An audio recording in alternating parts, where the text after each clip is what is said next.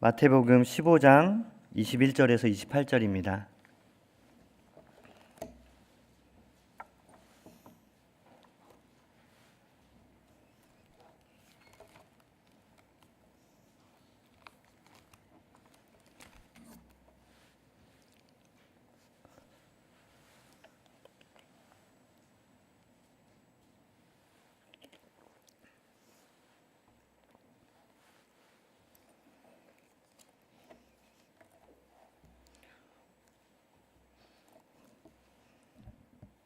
네, 말씀 보기 전에 광고 하나 하겠습니다.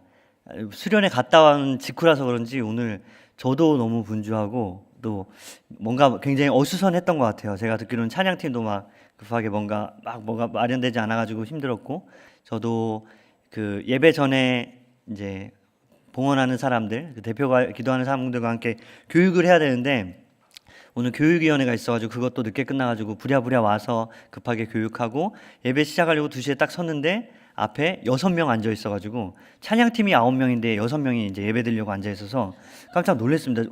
오늘 우리가 예배 시간을 착각했나? 그래서 혹은 제가 저희 교회 와서 수련회 처음 다녀온 거라서 수련회 다음 날은 예배가 없나? 이런 생각을 할 정도로 너무 좁게 앉아 있었는데, 우리가 예배 2시에 시작입니다. 2시부터 하는 찬양은 어떤 준비 찬양이나 이런 게 아니라 그 찬양부터가 예배의 시작이에요. 그래서 가급적이면 함께, 물론 오늘 제 마음이 제일 어수선했으니까 제가 가장 큰 죄인이고요. 그리고 여러분들도 항상 예배 드릴 때 준비된 마음으로 마음이 준비됐다는 건 우선은 제일 먼저는 시간과 복장, 그리고 어떤 태도나 이런 것들이 반듯한 것이 예배에 준비된 마음이라고 생각을 해요. 그래서 2시에 우리 찬양으로 예배 시작하니까 꼭 그때 함께 좀 예배 시작할 때 함께 있었으면 좋겠습니다. 자, 그러면 제가 저 말씀 볼 텐데요, 같이 15장 21절에서 28절까지 제가 한 절, 여러분들이 한 절 함께 교독하도록 하겠습니다. 예수께서 거기서 나가사 두로와 시돈 지방으로 들어가시니 가난 여자 하나가 그 지경에 나와서 소리질러 이르되, 주 다윗의 자손이여 나를 불쌍히 여기소서, 내 딸이 흉악하게 귀신 들렸나이다 하되, 예수는 한 말씀도 대답하지 아니하시니 제자들이 와서 청하여 말하되, 그 여자가 우리의 뒤에서 소리를 지르니 그를 보내소서. 예수께서 대답하여 이르시되, 나는 이스라엘 집에 잃어버린 양 외에는 다른 데로 보내심을 받지 아니하였노라 하시니, 여자가 와서 예수께 절하며 이르되, 주여 저를 도우소서. 대답하여 이르시되, 자녀의 떡을 취하여 개들에게 던짐이 마땅하지 아니하니라. 여자가 이르되, 주여 올소이다마는 개들도 제 주인의 상에서 떨어지는 부스러기를 먹나이다 하니, 이에 예수께서 대답하여 이르시되, 여자여 내 믿음이 크도다, 내 소원대로 되리라 하시니 그때로부터 그의 딸이 나으니라. 아멘. 가나안 여인의 믿음이라는 제목으로 말씀을 나누도록 하겠습니다. 몇 해 전에 어느 중공업 회사의 정리회고, 그러니까 가끔 가다가 대기업 같은 데서 이제 경영난의 악화라는 이유를 들어서 대량으로 해고하는 그런 일들이 있죠. 그래서 그런 정리해고의 부당함에 호소하면서 정리해고를 철회해달라는 요구를 하기 위해서 35m 높이의 크레인에 올라가서 무려 309일간 고공농성을 벌인 한 여인이 있습니다. 그가 이제 고공농성을 끝낸 다음에 내려와서 바로 이제 업무방해죄로 이제 연행이 돼 갔죠. 그리고 나서 이제 재판을 받는데, 그가 법정에서 했다는 말을 제가 기사를 통해서 봤습니다.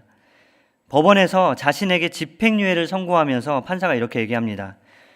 무리를 빚은 점은 인정되나? 라고 딱 여기까지 얘기했을 때 그 여인이 판사의 말을 딱 자르면서 이렇게 얘기했다고 해요. 아니, 그럼 무리라도 빚지 않으면 누가 우리의 말을 들어줍니까?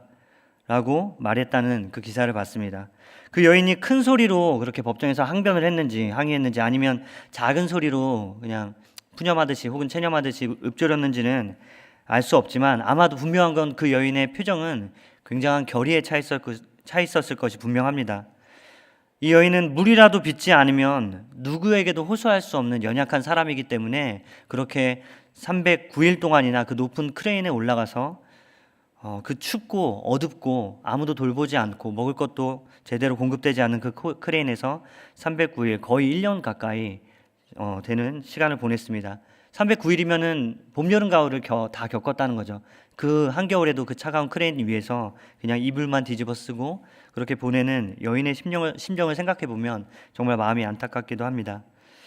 사람들은 보통 세상은 온통 가진 사람들 혹은 힘 있는 사람들, 권력 있는 사람들, 소위 말하는 높은 자리에 있는 사람들, 성공한 사람들, 또 외모가 출중한 사람들, 이런 사람들의 소리에만 관심이 있습니다.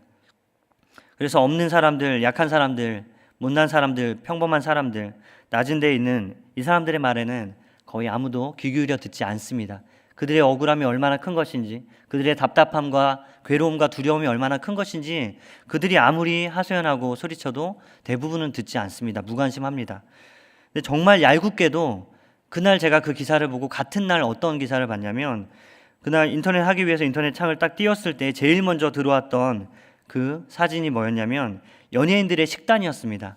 어떤 걸그룹은 식단은 이렇고 어떤 걸그룹은 이런 식단을 가지고 자기의 몸매를 유지하고 하면서 그 연예인들이 무엇을 먹는지에 메인 화면에 떠 있는 걸 보면서 정말 이 세상이 얄궂다는 생각을 했습니다.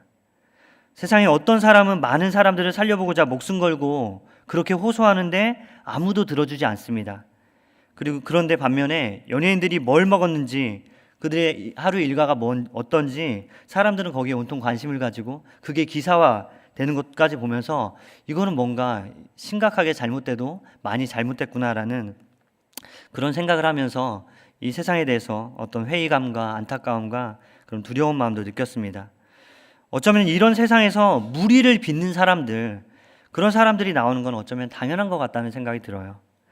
높은 크레인에 오르고 혹은 자신의 몸에 불을 지펴가면서까지 자신의 소리를 내고 싶어하는 사람들이 있습니다. 왜냐하면 아무도 그 사람의 말을 들어주지 않기 때문에 그런 거죠.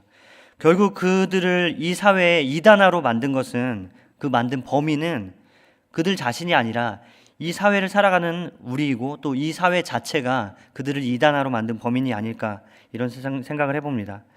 우리는 여러분 그런 세상에서 살고 있습니다. 온통 권력자들, 가진 자들, 잘생긴 사람들에게는 많은 관심을 가지고 그들의 소리는 듣지만 없는 자들, 억울한 자들, 아무데도 호소할 데가 없는 그런 연약한 사람들의 말에는 거의 듣지 않는, 귀 기울이지 않는 그런 비정상적인 세상을 우리는 살고 있습니다. 그렇기 때문에 여러분 우리에게는 하나님의 은혜와 자비가 더 절실하게 필요한 거죠. 여호와 하나님은 자기 백성의 고통과 또 신음소리를 들으시는 하나님이라고 구약 성경은 우리에게 증언하고 있습니다. 출애굽기에 보면은 이스라엘 백성들이 그 고통이 너무나도 커서 하나님 앞에서 읊조리며 신음할 때 그때 하나님께서 그 신음소리를 들으시고 그들을 도우신 그것을 우리가 알 수 있죠. 무리를 일으키지 않으면 아무에게도 호소할 수 없는 이스라엘 백성들, 그들도 어쩌면 세상에서 가장 연약한 사람들이었는데 그러나 그들의 그 호소하는 소리를 듣는 이가 계셨으니 그분은 바로 우리 하나님이셨습니다. 하나님은 연약한 자들의 소리를 들으십니다. 억울한 자들의 그 억울함에 하나님은 반응을 하십니다. 그것이 하나님의 성품이고 또 하나님께서 우리에게 알려주시는 하나님의 자비와 사랑입니다. 그래서 오늘 우리는 예수님께서 자신의 고통을 가져와서 은혜와 자비를 베풀기를 간절히 호소하는 그 여인에게 은혜와 자비를 베푸시는 그 내용을 살펴보고자 합니다. 예수님은 이 연약한 여인의 아픔을 들어주시고 들을 뿐만 아니라 고쳐주셨습니다. 그리고 그 간절한 호소 가운데서 그 여인이 보여준 믿음은 예수님이 보시기에도 굉장히 큰 믿음이었기 때문에 이 믿음이 크도다라는 칭찬과 함께 그가 원하는 것을 얻게 됩니다. 그런데 이 과정이 결코 쉽지가 않아요. 이 과정에서 한번 꺾일 수도 있고 아니면 뭔가 큰 시련도 있고 장애물도 있습니다. 그럼에도 불구하고 그가 큰 믿음을 가지고 예수님께 호소하고 나아가니까 예수님이 그 기도에 반응하시고 응답하시며 그 믿음을 인정해 주십니다. 오늘 그 여인의 이야기를 우리가 함께 살펴보고자 합니다. 이 여인은 예수님께 간절히 간구하는 가나안 여인입니다. 오늘 본문은 이 여인이 두로와 시돈 지방에 있는 여인이라고 하죠. 예수님이 이제 머무시던 곳을 또 자리를 옮겨서 두로와 시돈 지방으로 가셨습니다. 거기에서 한 귀신 들린 딸을 가진 여인이 절박한 심정으로 예수님께 나옵니다. 근데 그 여인을 성경에서 뭐라고 소개하냐면 가나안 여인이라고 소개를 해요. 그 같은 본문의 이야기가 나오는 마가복음에는 이 여인을 그 헬라인이고 수로보니게 여인이라고 소개를 합니다. 조금 다르죠. 그런데 가나안 여인이라고 마태복음이 소개한 이유는 뭐냐면 그 여인의 조상을 올라가다 보면은 가나안 사람의 뿌리가 그에게 있다는 것입니다. 이건 뭐냐면 마태복음을 읽는 첫 유대인들이 이 얘기를 딱 들었을 때 가나안 사람이라는 그 편견을 가지고 이 여인을 보게 하는 일종의 장치입니다. 왜냐하면 이스라엘 백성들에게 있어서 가나안 사람은 자신들에게 죄를 전파한, 그리고 자신들이 멀리해야 될, 그리고 그들이 죄로 이 땅을 더럽혔기 때문에 하나님께서 자신들을 심판의 도구로 사용하셔서 심판해야 될 심판과 멸시와 배척의 대상입니다. 가나안 여인이라는 말 안에는 그렇게 그 여인에 대한 편견과 또 그 여인에 대한 그런 미워하는 마음들, 시기하는 마음, 그런 좋지 않은 그런 마음이 거기에 반영되어 있는 것입니다. 이 여인이 가나안이라는 자기의 출신만으로도 굉장히 고통스러운 삶을 살고 있는 이 여인, 또 여자이기 때문에 그 시대 상황에서 이렇게 존대받지 못하고 또 다른 사람들의 앞에서 뭔가 말할 수 없는 그런 아픔을 가지고 살아가는 그 여인이 예수님에게 가서 말을 하는 거죠. 그 여인에게는 출신 자체가 아픔이지만 그러나 또 다른 아픔이 또 있습니다. 자기가 그토록 사랑하는 딸이 귀신 들려서 오랫동안 고통받고 있다는 것입니다. 그렇기 때문에 예수님 앞에 나아가서 뭔가를 하소연하고 부르짖고 싶은데, 그런데 두려움도 있는 거죠.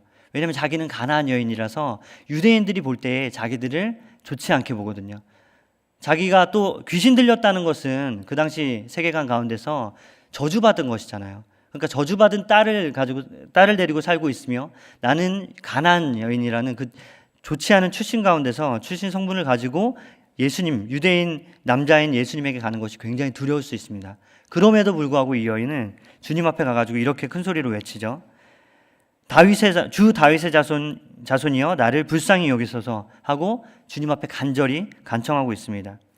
여기서 주 다윗의 자손이여라는 것은 이 여인이 예수님에 대해서 어떻게 생각했는지를 너무나도 우리에게 잘 보여주고 있습니다. 주 다윗의 자손이여라는 말은 쉽게 할 수 있는 고백이 아닙니다. 그 어떠한 유대인들도 예수님을 향해서 심지어 예수님을 따르던 무리들도 아직까지는 예수님을 향해서 다윗의 자손이여라고 말한 사람이 아무도 없습니다. 왜냐하면 다윗의 자손이라는 말은 유대인의 그 성경관 안에서 유대인의 사상 속에서 다윗의 자손은 곧 메시아입니다.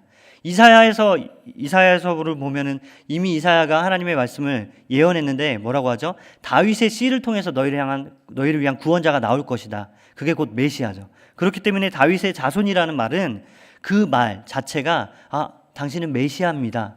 당신은 우리가 그토록 기다리던 메시아입니다라는 고백의 의미가 거기에 포함되어 있는 것입니다. 그런데 이 여인은 심지어 제자들까지도 아직 예수님을 향해서 다윗의 자손이여라는 고백을 할 수 없었는데 이 여인은 담대하게 예수님을 향해서 주 다윗의 자손이여라고 그렇게 고백하고 있습니다. 나를 불쌍히 여기소서라고 하면서 그분을 메시아로 인정하면서 그렇게 고백하는 것이죠. 이거는 대단한 용기이고 믿음이며 또한 하나님에 대한, 예수 그리스도에 대한 엄청난 지식이 그에게 있었음을 알 수 있습니다. 그 누구도 아직까지는 예수님을 온전하게 알지 못했어요. 이분이 하나님께서 약속하신, 이사야 선지자를 통해서 약속하신 다윗의 씨라는 것을 누구도 인식하지 못했고 또 어느 정도 느낌은 있었지만 감히 그것을 입으로 고백할 수 있는 용기가 아무도 없었습니다. 그러나 이 여인은 지금 말하는 거예요. 담대하게 수많은 사람들 앞에서 큰 소리로 외치면서 다윗의 자손 예수여라고 고백합니다. 이것은 어쩌면 신성 모독적인 말이 될 수도 있고, 이것은 어쩌면 굉장히 위험한, 자기의 목숨이 달려있는 위험한 말일 수도 있어요. 그럼에도 불구하고 그는 확신 있게 말하는 거죠. 자기가 확신한다는 것입니다. 이분이 누군지 나는 안다는 것이죠. 이분이 누군지 알고 이 놀라운 기적과 이적을 행하시는 분은 다윗의 자손 메시아밖에 없다. 그래서 예수 그리스도는 바로 이분이다라고 그 여인은 자신 있게 선포하고 있습니다. 이 여인은 여러분 그냥 예수님이 누군지는 잘 모르지만 병을 잘 고친대. 예수님이 누군지는 내가 자세히는 모르지만 이분이 나를 도울 수 있을 것 같아. 그분은 병자들과 어울리고 연약한 자들, 죄인들과 함께 어울리신데 그러면 나를 도울 수 있지 않을까라고 막연한 기대감을 가지고, 혹은 예수 그리스도에 대한 막연한 지식을 가지고 나아간 게 아니에요. 이 여인은 확신을 가지고 이분은 곧 하나님이시다. 이분은 하나님이 약속하신 다윗의 씨, 다윗의 자손이다라는 그 확신을 가지고 나아갔습니다. 그래서 그녀는 예수님에 대해서 정확히 알고 있었어요. 그냥 막연하게 도움을 받으면 좋겠는데, 수많은 사람들을 돕는다는데 그럼 나도 그들 중에 한 명이지 않을까? 나도 도움을 받지 않을까라는, 그냥 되면 되고 아니면 어쩔 수 없지라는 그런 막연한 기대감이 아니었습니다. 확신이 있었어요. 이분에게 내가 부르짖으면 이분은 반드시 응답하신다. 그리고 이분에게는 내 병을 고칠 그 능력과 위엄과 영광이 있다라는 그 거룩한 지식, 확신을 가지고 나아갔던 것입니다. 여러분, 그래서 기독교 신앙은 단지 내 지친 심령을 달래줄 위로자나 혹은 내 앞에 놓인 어려움들을 일단은 해결해줄 그런 인생의 조력자, 그런 것을 찾는 게 기독교 신앙이 아닙니다. 기독교 신앙은 우리 믿음과 경배의 대상이 누구인지를 정확히 아는 거예요. 내가 지금 누구에게 부르짖고 있는지, 내가 지금 누구 앞에 나와서 예배하는지, 내가 지금 예배하는 그 대상이 어떤 분인지, 그분에게는 어떤 위엄과 영광과 능력이 있는지를 정확히 알고 드리는 것이 곧 예배이고, 그것이 기독교 신앙입니다. 그냥 막연하게 주님이 날 도우시겠지, 주님이 날 도우실 수도 있지 않을까라는 그런 막연한 기대감이 아니라 그분에 대한 경건한 지식과 확신을 가지고 나아가는 것이죠. 그래서 기독교 신앙은 우리의 대상을 아는 게 거기서부터 시작되는 것입니다. 따라서 기도에 앞서서 우리는 기도를 들으실 하나님의 성품에 대한 정확한 지식, 거룩한 지식이 있어야 돼요. 그리고 경배를 하기 전에 내 예배를 받으시는 분이 누구인지에 대한 정확한 그리고 거룩한 지식이 우리에게 필요합니다. 그래야지만 하나님께서 우리의 예배를 받으시고 우리가 하나님 앞에 합당한 예배를 드릴 수 있는 거예요. 여러분, 우리는 수많은 예배를 드립니다. 매주 일주일에 한 번씩, 좀 더 자주 나오는 사람들은 일주일에 2번, 3번씩 하나님 앞에 예배를 드려요. 그런데 그 예배 가운데 우리가 마음에 남는 예배, 혹은 진정으로 내가 오늘 하나님을 경험했고 내가 진심으로 하나님을 예배했고 그분이 나를 통해서 영광 받으셨다라고 확신을 가지고 돌아가는 예배는 얼마나 되는지 우리 스스로 생각해 보기를 원합니다. 이 여인이 우리에게 그 단서를 주고 있어요. 우리의 예배가 왜 공허한지, 우리가 하나님 앞에 드리는 기도가 때로는 왜 그렇게 공허한 날들이 많은지 이 여인이 우리에게 알려주고 있어요. 이 여인은 확실한 지식과 담대한 믿음을 가지고 하나님 앞에 그리스도에게 나아가니까 경험합니다. 이분은 다윗의 자손이다라는 그 확신이 있으니까 그분 앞에 나아갈 때 그분을 만나는 것입니다. 여러분, 이제 우리는 어떻게 보면은 이제 수련회도 어제 다녀왔는데, 수련회를 통해서 은혜를 경험한 사람들도 있고 그분을 통해서 거룩한 갈망이 생긴 사람도 있고, 또 어떤 사람들은 막연하게나마 나도 옆에 있는 지체들처럼 나도 그렇게 하나님 예배하고 싶고 기도하고 싶다라는 그런 막연한 기대감이 생긴 사람들도 있을 거예요. 그건 어떻게 보면 자전거로 보자면 이제 막 신앙의 페달을 밟기 시작한 것입니다. 그거는 엄청난 사건입니다. 우리에게 있어서. 전혀 전에는 자전거도 타지 못했던 사람들이, 경험도 못했던 사람들이 자전거 페달을 딱 밟았을 때 내가 밟는 만큼 앞으로 나아간다는 걸 경험하면 놀라운 체험이죠. 이제 너무너무 기뻐요. 그런데 자전거가 이제 계속 앞으로 내가 목표하는 바대로, 그리고 그 감격을 계속 유지하면서 계속해서 앞으로 나아가기 위해서는 우리는 페달을 밟아야 돼요. 페달을 계속 밟아야 됩니다. 이 페달을 한 번 밟은 것으로 끝나지 않아요. 우리의 신앙생활은 마치 자전거 페달을 계속 밟는 것처럼 우리가 밟는 만큼 앞으로 나아갈 수 있고, 밟을 때 이것이 유지되고 계속 우리의 신앙을 더 풍성하게 할 수 있습니다. 어떻게 해요? 우리가 이 여인처럼 그리스도에 대해서 정확히 깨닫는 거예요. 내가 전에는 막연하게나마 알고 있었던 그 그리스도, 혹은 내가 기도하는 가운데, 찬양 가운데 감정적으로 경험한 그 그리스도를 이제는 말씀을 통해서 성경 지식을 가까이 하고 성경을 배우고 말씀을 내 안에 함으로써 내가 이 믿음의 페달을 계속 밟아 나가는 것입니다. 이 여인은 물론 신학 공부를 한 사람도 아니고 그리스도에 대한 전문 지식이 있었던 사람도 아니에요.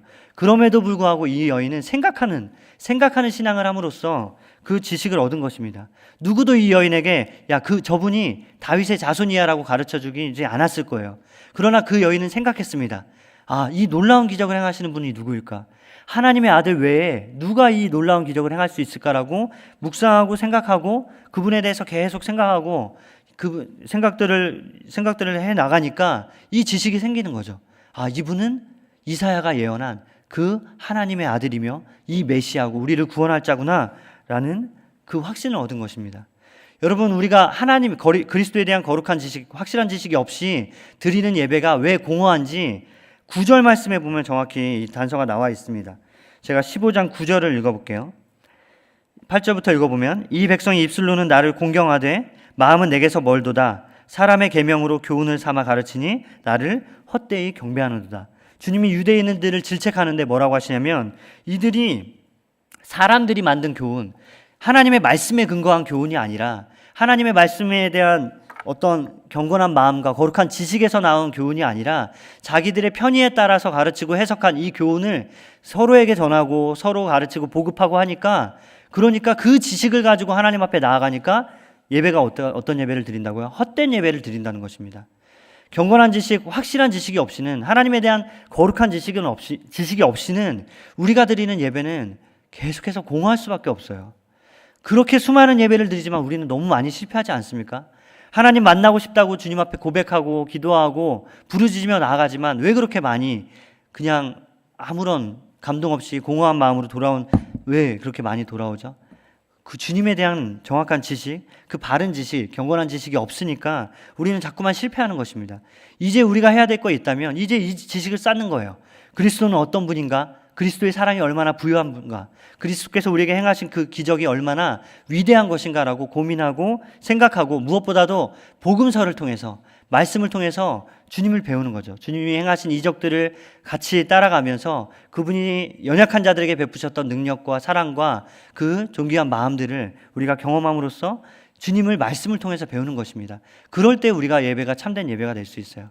우리의 예배의 주인이신 하나님과 예수 그리스도를 알지 못한 채, 헛되게 한 채 우리가 어떻게 예배를 잘 드렸다고 할 수 있습니까? 우리가 예배에 성공하기 위해서는 주님에 대한 온전한 지식이 있어야 되는 거죠. 여러분, 여기서 또 한 가지 살펴볼 것이 있어요. 이 다윗의 자손이여라고 부르짖는데, 마태복음에 보면은 다윗의 자손 예수여라고 부르짖는 사람이 오늘 이 여인을 포함해서 딱 3명밖에 안 나와요. 9장에 한번 나오고 20장에 한번 나오고 오늘 본문에 나오는데, 9장과 20장에 다윗의 자손 예수여라고 부르짖던 사람의 공통점은 2명 다 시각장애인이었다는 것입니다. 소경이었어요. 그리고 이 여인은 가나안 여인, 배척당한 여인이었죠. 이 유대인들, 그 해박한 성경 지식을 가지고 있었던 유대인들은 하나님에 대해서 예수 그리스도에 대해서 이렇게 정확한 지식이 없었어요. 정확한 고백을 할 수 없었고, 그리고 그리스도에 대한 정확한 지식이 없었는데, 2명의 소경과 1명의 이방 여인, 천대받는 이방 여인, 이 사람만이 정확하게 고백하고 있습니다. 이게 의미하는 바가 뭐죠?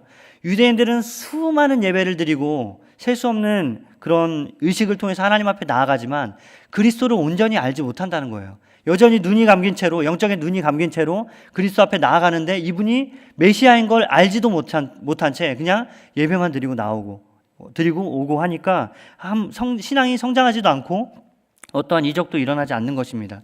그래서 우리가 이제부터 수련회 갔다 오고 은혜 받은 사람들이 이제부터 하나님 앞에 구해야 될 게 있다면 이거예요. 사도 바울이 했던 기도예요. 하나님, 나로 하여금 영적인 눈이 열리게 하여 주시옵소서.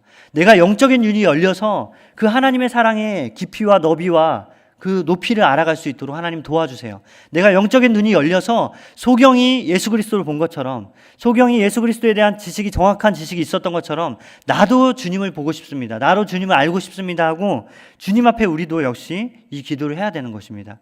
그렇지 않고는 우리는 그냥 페달만 딱 밟았는데 앞으로 잠깐 나아갔지만 다시 꼬꾸라지는, 계속 페달을 밟지 않으면 우리 넘어질 수밖에 없잖아요. 그런데 어떻게 넘어지지 않겠어요? 그냥 계속 페달을 밟음으로써, 거룩한 지식을, 하나님을 아는 지식을 쌓음으로써 우리가 계속해서 이 믿음의 여정을 해 나가야 된다는 것입니다. 이 이방 여인은 자신의 인생의 무거운 짐을 다윗의 자손이신 예수님께 털어놓고 있어요. 이 여인이 얼마나 무거운 짐을 가졌는지, 귀신 들린 딸이 있잖아요.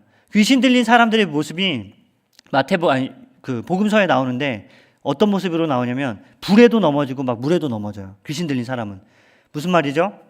불이 있는데 불 가운데로 막 뛰어들고, 물이 있는데 그냥 죽기 위해서 물 가운데로 막 뛰어들고. 그러니까 함께 있는 가족들이 얼마나 불안하겠어요. 언제 불 가운데 뛰어들지 모르고 물 가운데 빠질지 몰라요. 귀신 들린 사람의 모습이 그렇게 복음서에서 묘사합니다. 또 한 가지 나와요. 무덤 가운데 거해요. 그냥 우리와 함께 거하자, 이 마을로 들어와 하는데 그러지 않고 밤만 되면 무덤에 가는 사람이 있다고 생각을 해보세요. 얼마나 무서워요. 근데 그 사람이 내 가족 중에 있어요. 그 삶이 얼마나 비참하겠어요. 우리 가족 중에 누군가가 밤만 되면 눈을 뜨고 무덤으로 가서 자기의 몸을 막 자해하고 거기에서 스스로를 결박하고 그렇게 살아요. 그런 사람이 가족 중에 있으면 그 인생이 얼마나 피폐하고 얼마나 연약하며 얼마나 마음이 괴롭고 아무것도 남지 않는 공허한 마음이겠습니까? 이 여인이 그렇기 때문에 주님 앞에 부르짖는 거예요. 다윗의 자손 예수여, 나를 불쌍히 여기소서. 근데 여기까지 딱 들으면은 굉장히 이제 우리가 기대하는 건 뭐냐면, 아, 예수님이 이제 도와주시겠구나. 이렇게 기구한 인생을 사는 여인이 있는데, 그리고 주님에 대한 거룩한 지식이 있고 믿음도 있고 용기도 있으니까 이런 사람이, 이 불쌍한 영혼이 하나님 앞에 나아가 기도하면 당연히 기도를 들어주실 것이다. 즉각적으로 응답해 주실 것이다. 하나님은 사랑과 자비의 하나님이기 때문에 바로 반응하실 것이다 라는 게 저의 기대이고 여러분들의 기대예요. 물론 당연한 기대예요. 근데 예수님은 오늘 본문에서 그렇게 하지 않으세요. 예수님은 충격적인 말씀을 하십니다. 일단 반응 자체가 충격적이에요. 23절에 예수님은 한 말씀도 대답하지 않으신대요. 완전히 무시합니다. 이 불쌍한 여인이 하나님에 대한 거룩한 확실한 지식과 담대함을 가지고 목숨 걸고 주님 앞에 나아가서 외쳤는데 예수님은 어떻게 하세요? 완전히 모른 척 하세요. 아무런 반응을 하지 않으세요. 이 제자들이 옆에서 보기가 민망했던지 예수님 앞에 말을 해요. 주님, 저 여인이 주님 앞에 소리 지르고 있습니다. 도와달라고 하는데요. 어떻게 하죠? 하면서 예수님이 혹시라도 못 들었을까 봐 제자들이 옆에서 주님을 이렇게 흔들면서 주님 도와주세요 하고 말합니다.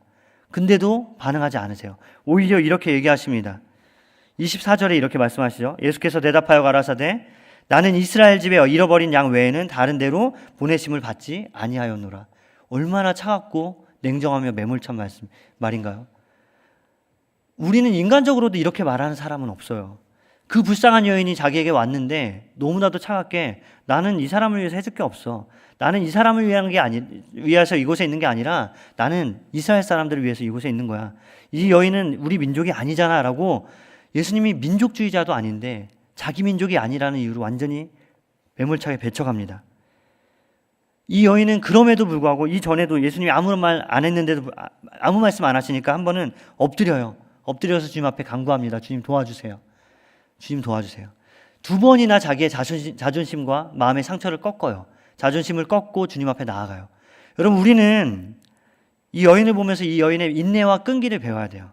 우리는 너무 쉽게 실망하지 않나요? 주님 앞에 나아가서 기도할 때, 예배하고 신앙생활을 할 때 내가 신앙생활을 하면은 내가 주님을 잘 섬기면 주님이 나를 도와주시고 즉각적으로 반응하실 거라는 우리의 기대감이 있어요. 이거는 자연스러운 기대감이고 이거는 이 기대감이 있어야지만 신앙생활이에요. 그런데 그게 반응이 바로 나타나지 않으면 우리는 어떻게 하냐면 바로 실망해요. 바로 져버리고 바로 하나님은 어차피 내 기도를 들어주지 않아 하면서 마음을 그냥 접어버립니다. 그게 우리의 모습이에요. 우리는 너무 쉽게 실망하지 않나요? 근데 이 여인은 어떻게 하죠? 인내와 끈기를 가지고 다시 나아갑니다. 다시 나아가서 또 간구하고 있어요. 이 여자가 25절에 말합니다. 여자가 와서 예수께 절하며 주여 저를 도우소서. 포기하지 않고 주님을 인정하면서 나아가는 거죠. 그러면서 26절에 이렇게 얘기해요.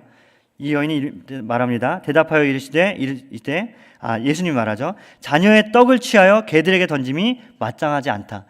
이 여인의 자존심을 더 상하게 하는 이 여인의 상처 자체를 완전히 끄집어내서 그 상처에 소금을 뿌리는 그런 말씀을 하세요. 이 예수님 뭐라고 하냐면 너희들은 개와 같잖아. 너희 이방인들은 우리 유대인들이 볼 때 개와 같아.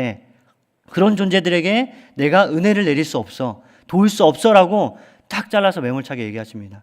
어떻게 보면 이 여인이 가지고 있었던 가지고 있지만 드러내지 못했던 상처를 예수님이 끄집어내서 너 이런 상처 있지? 이거 가지고 어떻게 하려고 그래? 내가 널 어떻게 도울 수 있어? 너 이거밖에 안 되잖아 하면서 그 여인의 상처를 드러내고 그 아픔을 드러내고 자극하고 계십니다. 우리 예수님이 이렇게 하세요. 예수님은 여인의 상처를 건드리셨어요. 그러나 근데 놀라운 건 뭐냐면 이쯤 되면 대부분의 사람들은 발끈하죠. 발끈하든가 완전히 절망하든가 포기하든가 아니면 그 자리에서 떠납니다. 왜냐하면 내 상처를 드러내는 게 너무 고통스러우니까 내 상처가 드러날 상황이 생기면 아예 피해버려요. 혹은 그게 드러날 것 같으면 신경질적으로 반응하면서 그것을 방어하죠. 그냥 자기가 딱 방어합니다. 내 상처를 드러내는 게 부끄러워서 화를 낸다거나 아니면 배척한다거나 그런 반응을 보여요. 근데 이 여인은 어떻게 하냐면 그럼에도 불구하고 오히려 또 간구하면서 자기의 상처를 가지고 그냥 주님 앞에 나가요.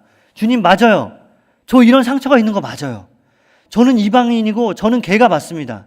유대인들이 볼 때 저는 개와 같은 존재가 맞아요. 그런데요, 주님 하면서 오히려 그 상처를 가지고 주님이 나를 돕지 않고는 어떻게 할 수 없는 그런 결정적인 말을 해요. 그 여인이 이렇게 얘기하죠. 27절에 주여 올소이다. 주여 올소이다. 그런데 개들도 제 주인의 상에서 떨어지는 부스러기를 먹나이다. 이렇게 얘기합니다. 여자가 27절 다시 한번 읽어보겠습니다. 여자가 이르되 주여 올소이다마는 개들도 제 주인의 상에서 떨어지는 부스러기를 먹나이다라고 인정해요. 주님이 드러냈던 그 상처, 누구에게도 밝히고 싶지 않았던 그 상처. 왜냐하면 이 여인이 아마 자기가 스스로 유대인 세계 가운데 살면서 자기가 가나안 출신이라는 것을 드러내고 싶지 않았을 거예요. 왜냐하면 가나안 출신이라는 것을 얘기하자마자 사람들이 편견을 가지고 자기를 보고 저 가나안 사람들 때문에 우리가 귀찮게 됐어. 우리가 저 가나안 사람들이 가지고 온 우상 때문에 우리가 우상을 섬기고 우리 조상들이 그래서 죄 가운데 빠지고 심판받았잖아 하면서 원망의 대상이에요. 그들을 원망하고 손가락질하니까 자기가 상처죠. 이게 내가 가나안 여인이라는 게 상처예요. 그런데 예수님이 그 상처를 딱 끄집어냈을 때 이 여인은 도망가지 않아요. 도망가지 않고 어떻게 하죠? 맞아요, 주님. 저 그런 상처가 있어요. 저에겐 그런 아픔이 있고 저는 그런 존재예요. 유대인들이 볼 때 저는 개와 같은 그런 비참한 존재입니다. 그런데 주님, 제가 한마디만 더 할게요. 개들도 주인의 상에서 떨어지는 부스러기를 먹지 않습니까? 개에게도 조그만한 부스러기, 그 부스러기가 돌아오지 않습니까? 그러면 저에게도 그 부스러기만한 은혜를 주시면 안 됩니까? 주님, 저에게도 그 부스러기만 주세요. 그러면 저는 그 은혜를 충분한 것으로 여기겠습니다라고 그 여인이 자기의 상처를 인정하면서 주님 앞에 그렇게 고백하는 거예요. 여러분, 이 여인은 떡덩어리를 바라지 않아요. 그냥 부스러기, 주인집에서 어린이들이 먹고 남은 조그마한 부스러기, 그것만 바래요. 그것만으로도 주님의 은혜는 충분하다는 거예요. 여러분, 제가 묻겠습니다. 이만한 은혜를 받아야지만 나는 족하다, 나는 충분하다라고 생각하는 사람과 아니면 난 정말 부스러기 먼지 같은 은혜만 있어도 난 구원받을 수 있다, 내 딸은 충분히 고침받을 수 있다라고 고백하는 사람, 누구의 믿음이 더 크죠? 두 번째, 이 여인의 믿음이 훨씬 더 큰 거예요. 대부분의 사람들은 이만한 것들, 하나님의 큰 은혜, 놀라운 영광 가운데 임하시는 하나님의 임재, 이런 것들만 구하는데, 이 놀라운 것들, 역사, 내 삶을 한 번에 송두리째 뒤집는 그 역사들만 구하는데, 이 여인은 뭘 구하냐면 이만한 것만 있어도 된다는 거예요. 왜냐하면 하나님의 부요하심이 측량할 길이 없기 때문에, 하나님의 은혜와 자비가 넘치고 감히 그것을 이 세상에서 담을 그릇이 없기 때문에, 주님, 내가 그 정도까지도 필요 없어요. 주님의 그 부요하고 놀라운 사랑 중에 조그만한 이 부스러기만한 은혜만 내게 주시면 난 그걸로 족합니다. 주님, 난 그걸로 족하니 그거 주세요. 나에게 상처 있는 게 맞습니다. 내가 깊은 상처가 있고 아픔이 있고 나는 그동안 비참하게 정말 눈물 흘리면서 수많은 세월을 보냈어요. 그런데 그 비참한, 내 삶도 비참한데 더 비참한 것은 내 딸도 이 고통을 겪고 있습니다. 내 딸도 귀신 들려서 불에도 넘어지고 물에도 넘어지고 이 사탄의 굴레에서 벗어나지 못하고 너무 고통스럽게 살고 있습니다. 주님, 누가 내 상처를 낫게 해줄 수 있습니까? 그렇게 부르짖을 때 주님이 말씀하신 거예요. 야, 난 너한테 줄 은혜가 없는데, 난 너한테 줄 은혜가 부스러기밖에 없는데 라고 하는 그 말에 이 여인은 바로 반응하는 거죠. 맞아요, 주님. 그 부스러기만 주세요.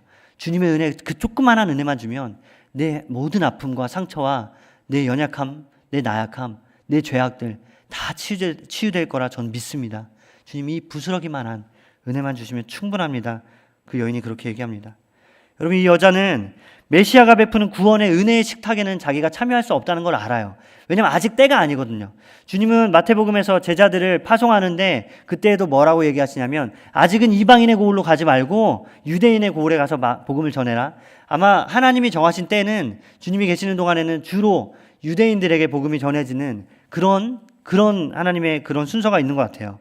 그래서 이 유대인은 괜찮다는 거예요. 그럼에도 불구하고 내가 유대인이 참여하는 그 식탁에 참여하지 못해도 괜찮습니다. 그러나 주님의 은혜가 너무나도 큰데 거기서 부스러기 안 떨어지겠습니까? 내가 그 유대인 주변에 붙어 있으면 하나님의 은혜가 넘치는데 그 넘치는 은혜에 내가 조금만이라도 받아 먹으면 나는 그걸로 충분합니다. 난 그걸로 족합니다. 라고 하나님 앞에 예수님에게 그렇게 고백하는 거죠. 여러분, 왜 이렇게 이 여자가 말할 수 있죠? 하나님에 대한 확실한 신뢰와 지식이 있었기 때문이에요. 자기 스스로도 생각합니다. 나도 내 딸을 이렇게 생각하는데 하나님은 자기가 만드신 피조물, 자기가 창조한 이 세상을 그리고 자기의 백성들을 얼마나 사랑하실까? 그러면 우리를 구원하시겠지. 그럼 내가 부스러기만한 은혜만 구해도 하나님 나에게 은혜를 베푸시겠지 하면서 자기 스스로 그렇게 생각을 하는 거예요. 여러분, 신앙은 그냥 감정적으로 느끼고 뜨겁게 예배하고 이게 다가 아니에요. 신앙은 우리의 지성을 활용해야 돼요. 지성을. 이 여인은 뭐 성경 지식이 많거나 그러진 않았겠죠. 그럼에도 불구하고 자기의 지성을 충분히 활용합니다. 어떻게 활용해요? 사람 세상의 원리를 먼저 생각하는 거예요. 아, 나도 엄마로서 내 딸을 이렇게 사랑하는데 하나님은 하늘에 계신 아버지니까 자기의 자녀들을 많이 충분히 사랑하시겠지. 그러면 구하는 자에게 은혜를 주시겠지라고 자기의 지성을 활용한 거예요. 지성을 활용하니까 담대함이 생기고 믿음이 생기고 더 큰 깊이 있는 믿음으로 들어갈 수 있는 것입니다. 여러분, 어떤 이들은 신앙을 체험하는 것, 하나님 앞에 뜨겁게 찬양하는 것, 그리고 봉사하는 것, 열정적으로 섬기는 것, 이것만 알고 이것만 신앙의 전부인지 알고 이것만 계속 반복하면서 신앙생활을 하는 사람들이 있어요. 그러나 신앙은 묵상하는 것입니다. 기독교 신앙의 기본은 먼저 말씀을 묵상하고 생각하고 그 말씀을 내 삶에 적용하는 거예요. 이 여인은 지금 최고의 적용을 하고 있어요. 이 하나님에 대한 지식, 예수 그리스도는 다윗의 자손이고 그분은 하나님과 함께 하신다라는 거기서부터 하나씩 자기의 지성을 활용해서 단계를 밟혀 나가고 있는 거죠. 점점 넓히는 거죠. 아, 예수님은 다윗의 자손이니까 내가 조그만한 은혜만 구하면 그 무한하신 하나님의 사랑은 나에게 조금만 임해도 내 상처를 치유하고 내 딸을 고칠 수 있겠구나 하고 자기의 지성으로서 하나님 앞에 그렇게 믿음의 고백을 드릴 수 있는 것입니다. 여러분, 저는 오늘 도전하고 싶은 것이 이거예요. 이 가나안 여인도 생각하는 신앙을 가졌습니다. 이 가나안 여인도 다윗의 자손 예수라는 그 말, 아니 그 이전에 사람들이 막 서로 얘기하죠. 먼저 소문이 났어요. 예수라는 청년이 있는데, 나사렛 출신 예수라는 청년이 있는데 그가 병 고치는 은사가 있대. 그가 놀라운 기적을 행한대. 그가 많은 기적으로 사람들에게 은혜를 베풀고 또 가난한 사람과 함께하고 죄인들과 함께하고 세리와 함께한대. 창녀들과도 함께한대. 여기에서부터 시작한 거죠. 그러면서 이 여인이 스스로 계속 고민하고 생각하는 거예요. 누가 이렇게 할 수 있지? 이 사람이, 나사렛 예수라는 사람이 선지자라면 이렇게 할 수 있을까? 아니요. 더 생각해요. 그럼 누구지 이 사람은? 아, 이사야가 예언한 다윗의 자손이구나. 그 고백이 나오는 거죠. 거기서 끝나지 않아요. 더 묵상하는 거예요. 다윗의 자손이라면 큰 은혜를 가지고 나에게 오겠네. 큰 은혜를 가지고 우리에게 찾아오겠네. 그러면 나에게 조그만한 은혜만 있어도 내 모든 상처가 치유되겠구나. 그분이 베푸는 큰 사랑 가운데, 은혜 가운데 아주 일부만 있어도, 그 부스러기만한 것만 있어도 나를 구원하기에 충분하겠구나라는 그 놀라운 지식과 믿음과 담대함과 확신이 그에게 생긴 것입니다. 여러분, 저는 도전하고 싶습니다. 이 여인보다 우리는 더 많은 것들을 배웠고 성경 지식도 더 많고요. 교회에서 더 많은 신앙생활을 했고 더 많은 봉사와 더 많은 예배를 드렸어요. 여러분, 우리도 이 여인처럼 그리스도에 대한 지식이 있습니까? 이 담대한 지식이 있습니까? 담대한 믿음이 있습니까? 여러분, 도전하고 싶습니다. 우리의 지성을 활용해야 돼요. 주님이 어떤 분인지 고민하고 생각하고 복음서를 통해서, 성경을 통해서 주님을 깨달으면, 그러면 우리의 믿음은 더 한 단계 나아가는 거예요. 더 깊어집니다. 더 깊은 경험을 할 수 있어요. 그리고 담대함이 생기는 거죠. 내 상처를 낫게 하시는 분, 그분은 내 상처를 치유하시는 분이라는 그 담대함과 확신이 생기는 것입니다. 여러분, 떵떡이만한 은혜 필요 없어요. 주님이 이 예배 전에서 나오는 부스러기만한 은혜만 있어도 우리는 구원받을 수 있습니다.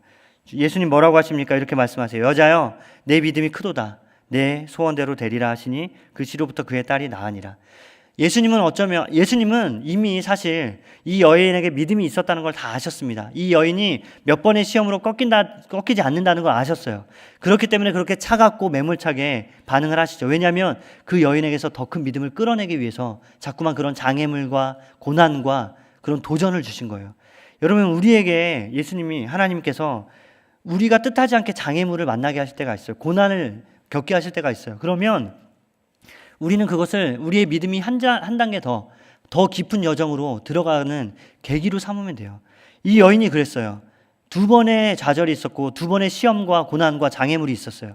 그때마다 한 번은 엎드리는 행동으로, 한 번은 주님 앞에 저 부스러기만한 일만 있으면 돼요 라는 그 놀라운 믿음의 고백으로 더 깊은 신앙으로 들어갈 수 있었던 것입니다. 여러분, 고난, 주님이 우리 감당하지 못하는 고난을 주지 않는다고 하셨습니다. 우리 앞에 있는 고난이 우리의 믿음을, 우리가 좀만 더 지성을 활용하고 믿음의 용기를 드러내고 또 예수님이 어떤 분인지를 깊이 묵상한다면 그것이 우리의 삶의 역사에서 우리가 그 고난도 이겨낼 수 있는 믿음이 우리에게 생길 것이라고 저는 확신합니다. 여러분, 이 여인은 칭찬을 받았어요. 주님에게. 이 믿음이 크도다라는 이 칭찬. 그러면서 주님은 칭찬과 함께 한 가지를 더 주시죠. 뭐죠? 내 믿은 대로, 내 소원대로 되리라. 믿음의 칭찬과 함께 주님은 그 마음의 모든 아픔과 소원과 간절한 갈망을 하나님이 해결해 주셨습니다. 이 여인이 마음에 가지고 있었던 상처도 아마 치유됐을 거예요. 그동안 평생 살면서 많은 사람들에게 무시당하고 괄시당하고, 너가 무슨 예배를 하냐, 너가 가나안 출신 여인인데, 이방 여인인데 무슨 예배를 하냐라고 많은 사람들에게 괄시당하고 무시당했을 것입니다. 그 안에 많은 말로 못하는 상처가 있어요.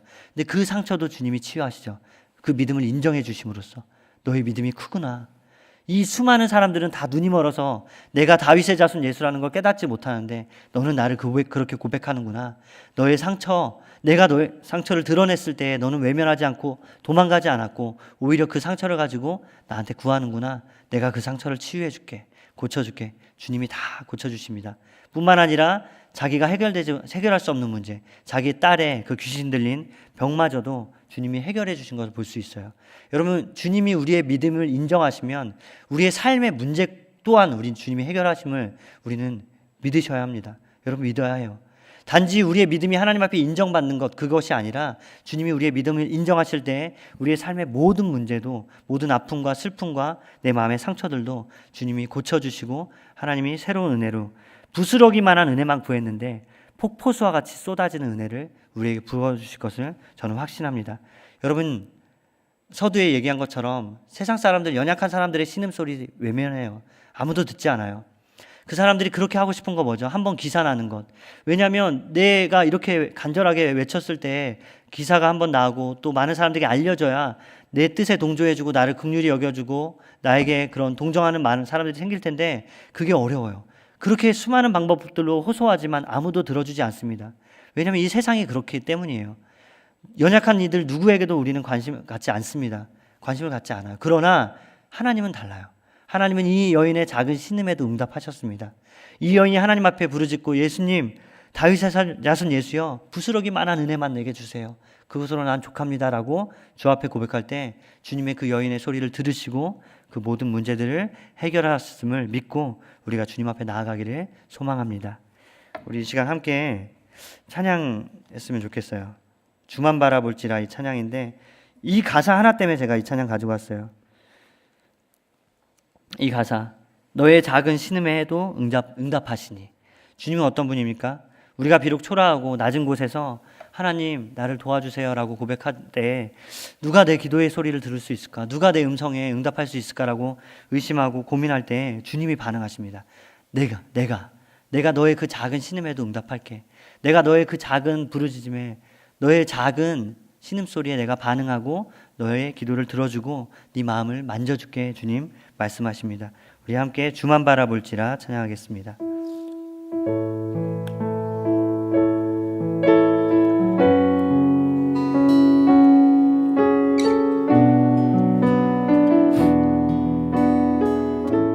하나님의 사랑을 사모하는 자,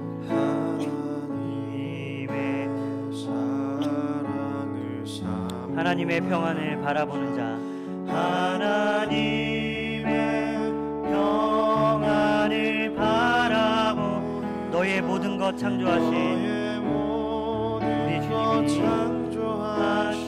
우리 주님이 너를 얼마나 사랑하시는지 하나님께 찬양과 경배하는 자 하나님께 찬양과 경배 하나님의 선하심을 닮아가는 자 하나님의 선하심을 닮아가는 너의 모든 것 창조하신 우리 주님이 창조하신 우리 주 너를 자녀 삼으셨네 자녀 삼으셨네 하나님 사랑의 눈으로 하나님 사랑의 눈으로 너를 어느 때나 바라보시고 하나님 인자한 귀로서 하나님 인자한 귀로서 언제나 너에게 기울이시니 어둠의 밝은 빛을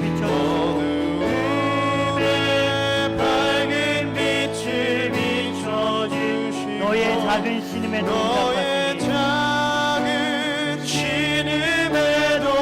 응답하시니 너는 어느 곳에 있든지 주를 향하고 주만 바라보 하나님 사랑의 눈으로 하나님 사랑의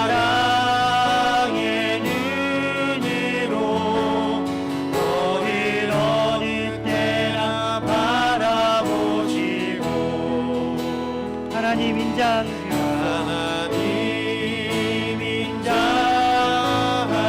귀로 언제나 너에게 기울이시니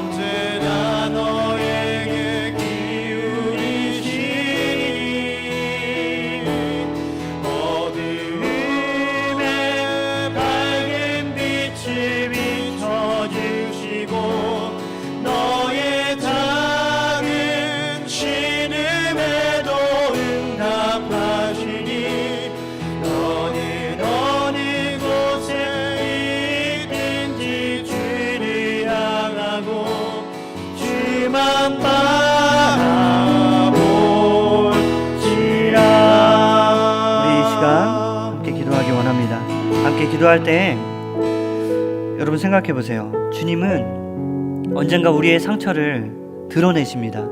그런데 그 과정이 너무 고통스러워요. 옆에 있는 사람을 통해서 우리의 상처를 드러내실 수도 있고 혹은 말씀을 보는 가운데 우리의 상처를 드러내실 수도 있고 혹은 내가 혼자 있는데 갑자기 내 마음의 아픔과 내 이전에 받았던 그 괴로움들 오랫동안 눈물을 흘렸던 그 세월들이 억울하게 느껴지고 분하게 느껴지면서 내 상처가 드러날 때가 있습니다. 그때 주님은 말씀하세요. 너에게 그 상처가 있구나. 내가 안다. 내가 알기 때문에 그 상처가 너를 넘어뜨리고 좌절시키는 것이 아니라 그 상처를 통해서 너의 믿음을 더 견고하게 세우고 싶단다. 그 상처를 내게 가져오지 않겠니? 그 상처를 내게 가지고 와서 그걸 인정하고 내 앞에 구하면 내가 그걸 고쳐주고 낫게 해주고 너의 기도를 들어줄게. 너의 예배와 너의 찬양과 너의 영혼을 내가 받아줄게. 주님 말씀하십니다.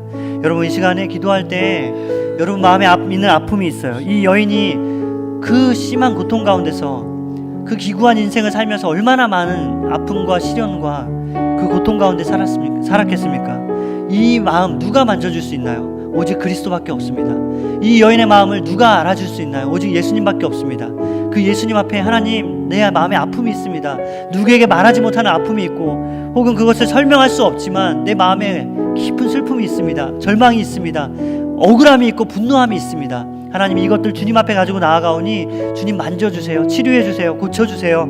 하나님 부스러기만 한 은혜만 있어도 제가 치료될 수 있고 하나님 내가 낫게 된다는 걸 믿습니다. 주님 부스러기만 한 은혜를 내게 허락하여 주셔서 나를 고쳐주세요. 주님 함께하여 주세요. 이 시간 하나님 앞에 기도하며 나아가겠습니다. 하나님 구합니다. 하나님 정말 주님 다윗의 자손 예수여 나를 불쌍히 여기서 하였던 하나님 그 여인의 고백처럼 하나님 우리가 주님 앞에 나아가 주님 앞에 구할 때 주께서 우리의 기도에 반응하시고 응답하심을 내가 믿습니다.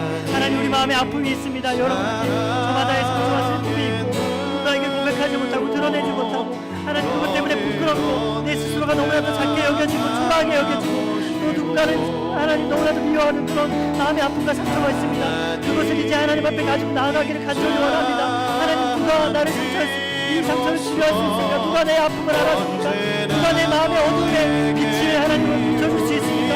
오직 주님만이 하실 수 있음을 믿으며 주 앞에 나아가오니 주여 내게 은혜를 내려주시옵소서. 주님은 내가 잘못 주님을 할 때 정말 내가 어둠 가운데서 하나님 앞에 씨름할 하나님 앞에 하나님 간절히 구할 때 주님 내 은총에 반응하시고 하나님 함께 하시는 분이심을 내가 믿습니다. 하나님 응답하여 주시옵소서. 우리가 마음의 아픔을 가지고 하나님 앞에 나아가게 하여 주시옵소서. 우리에게도 용기를 허락하여 주시옵소서.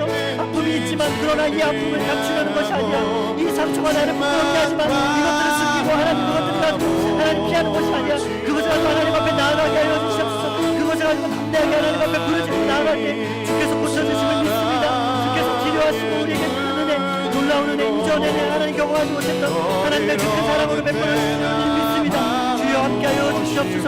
하나님 부족한 입술로 하나님 부족하였습니다. 이 놀라운 말씀을 너무나도 연합한 영혼이 하나님 제가 하나님 관계자로 부족하지만 하나님 전했습니다. 하나님 이제 역사하여 주시옵소서. 주님이 네 가운데 역사하여 주셔서 마음의 아픔을 만져주시옵소서. 하나님 찾아가 주셔서 방문하여 주시고 하나님 그들의 마음을 만져주시고 묻혀주시고 들어주시고 응답하여 주시고 위로하시고 눈물을 닦아주시옵소서. 그래서 하나님께 치유받고 하나님 앞으로 나아갈 수 있도록 더 큰 믿음으로 나아갈 수 있도록 함께하여 주시길 간절히 원합니다. 하나님 도와주시옵소서. 우리가 묵상하게 하여 주시옵소서. 주님이 어떤 분인지 주님의 사랑이 얼마나 무여한 것인지 우리가 그것을 생각하고 묵상함으로 하나님 앞에 나아가고 하나님 감사하게 우리의 믿음의 용기를 활용할 수 있도록 발휘할 수 있도록 주님 도와주시옵소서.